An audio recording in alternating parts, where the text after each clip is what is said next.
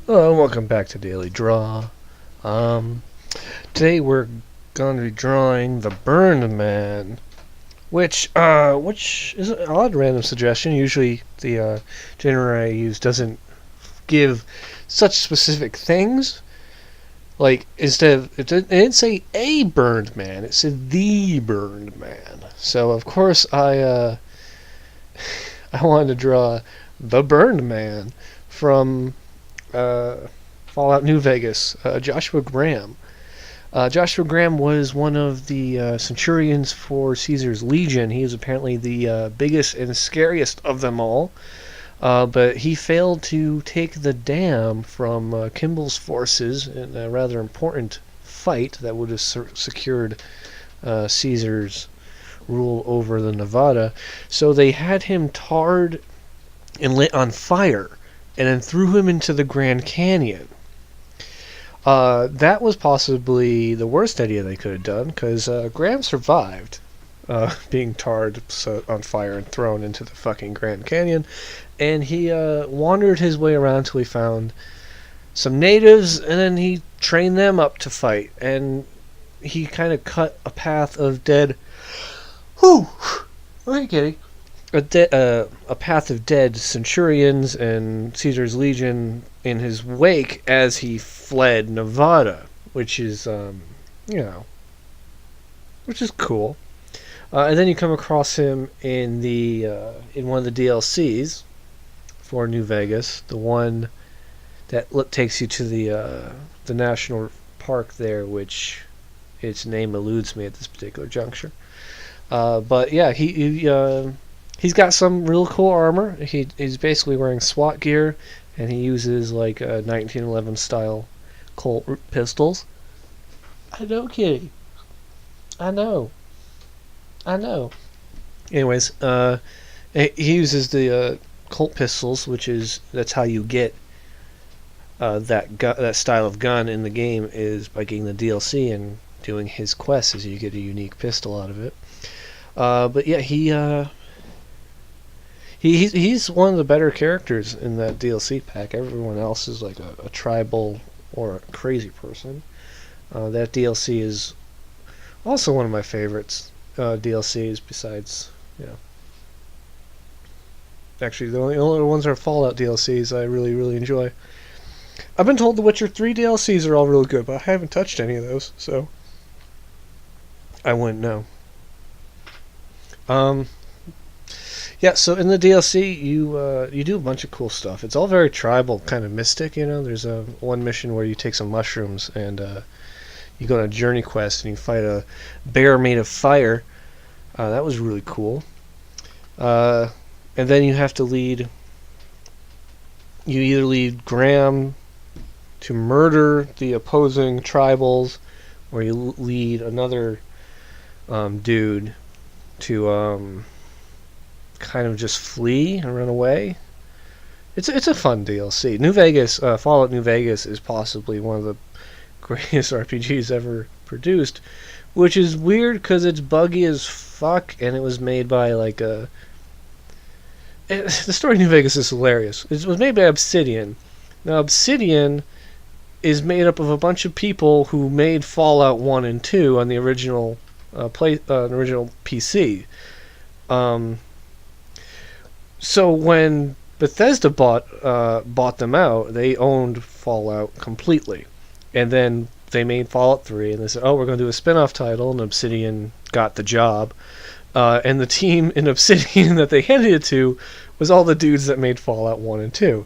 So that's kind of why Fallout New Vegas feels and plays and handles and is just a better Fallout game than Fallout 3, and to even a certain degree Fallout 4, is because it was made by the guys who made Fallout 1 and 2, which are some of the most immersive, world-building, best RPGs ever made.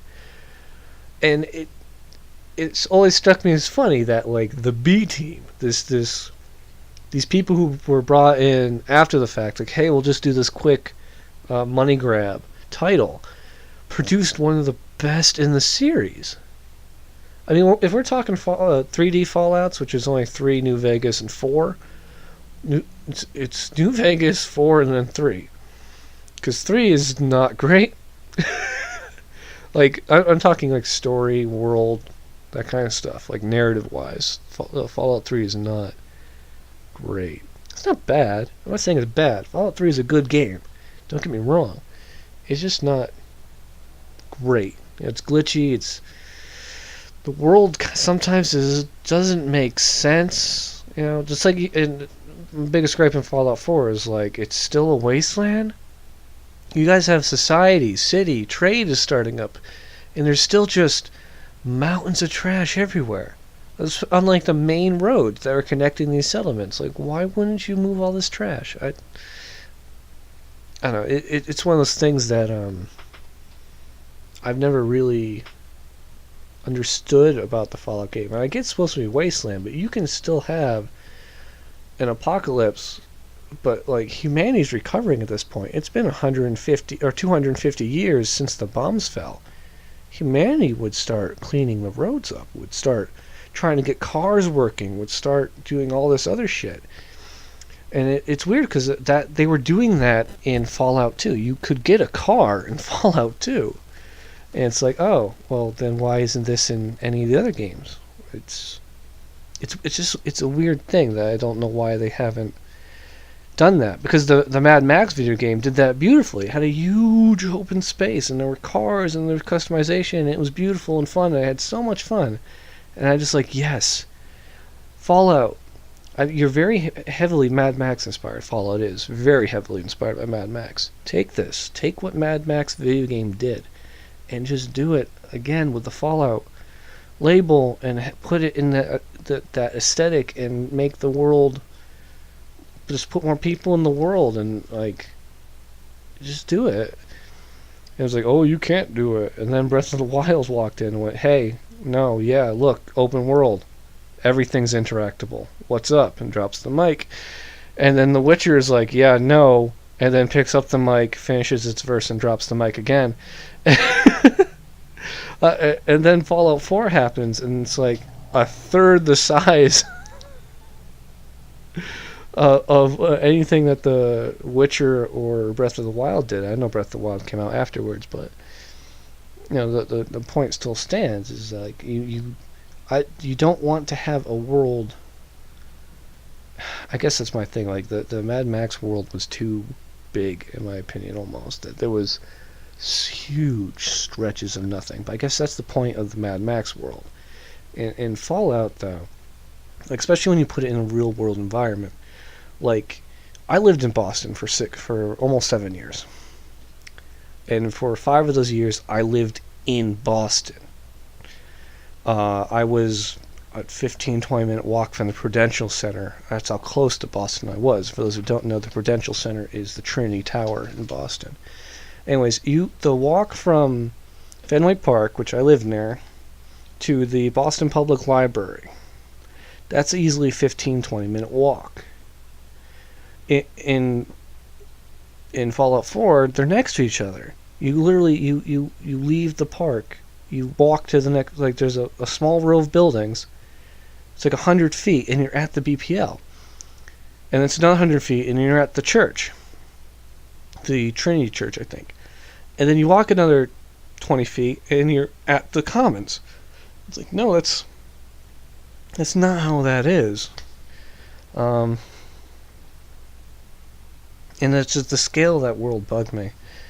I'm running out of time on this video recording. I've just been rambling about Fallout and not talking about drawing.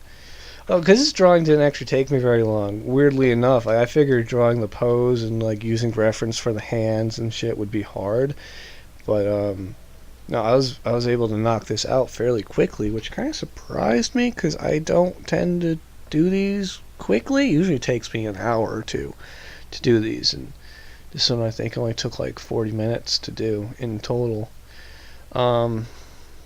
And for like the one person to be like, woo, yeah, no, I draw from reference. I'll Google poses and I'll look and draw. I try not to trace because you don't learn anything if you trace per se. But I do draw from reference most of the time. purely just because it's easier, and then you have that reference, that reference tooled out a little bit. I'm drawing the flames behind him because you get it? It's Burned Man. He's a burned man. Yeah, that's the kind of humor you can expect on this channel. I'm gonna do little yellow bits for fire. This was actually a fun draw. I haven't really done any Fallout fan art, and it's kind of weird that this devolved into a piece of fan art. But yeah, the prompt was Burned Man, and he was the first thing that came to mind. Like, I saw the prompt Burned Man and went, oh, I'm going to draw Joshua Graham. Because he's the Burned Man in those games, and that's what they call him. And there's a whole mythos about him. So yeah, this... Why did I say... I hope I've cut this out. Have I...